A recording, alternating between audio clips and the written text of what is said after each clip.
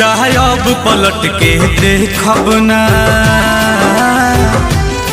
सपनों में जरी थे कब ना। चाहे अब पलट के देखब ना, सपनों में जरी थे कब ना। हमनी के बीच खींच तू नफरत के लकीर गईलू, जहिया वादा से फिर गईलू, तहिए नजरी से गिर गईलू। ओ जहिया वादा से फिर गईलू, तहिए नजरी से गिर गईलू। जब पलट के देखब ना, सपनों में जरी ठेकब ना।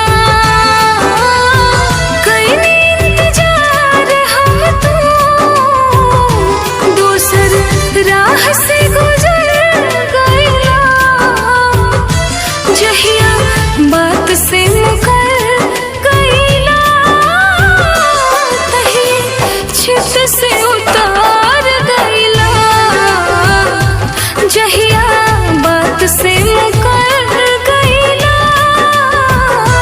तही छित से उतार गईला।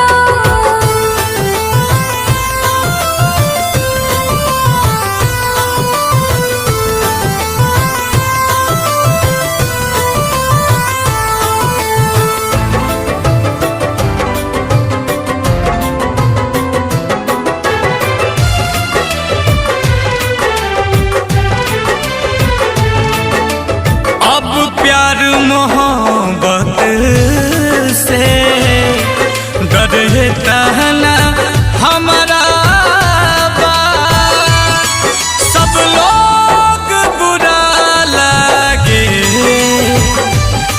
जे नाम के तहरा बा।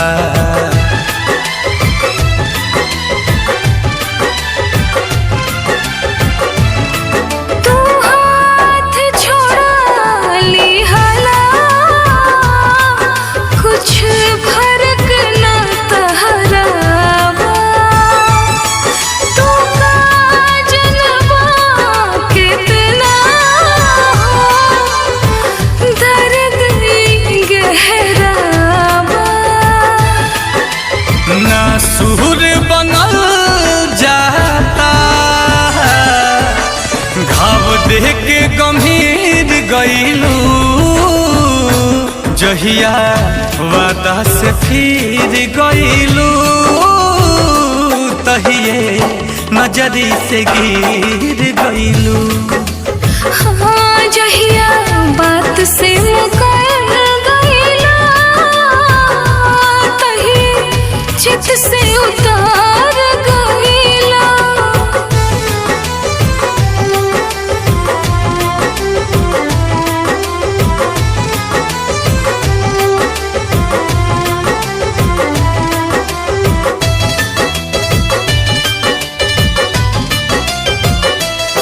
तू जहाँ जैसे भी रह, कवनो मतलब नहीं खे, हम महाल ले बानी,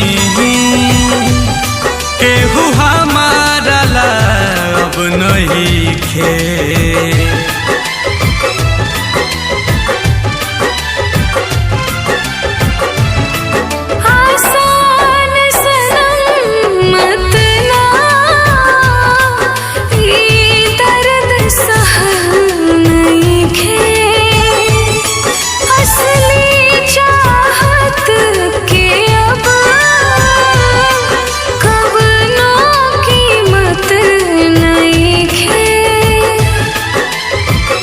खातिर नील कमां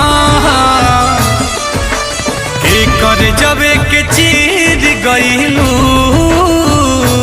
जहिया वादा से फिर गईलू, तहिए नजरी से गिर गईलू। हाँ जहिया बात से मुकर गईला तही चित से उतार गईला।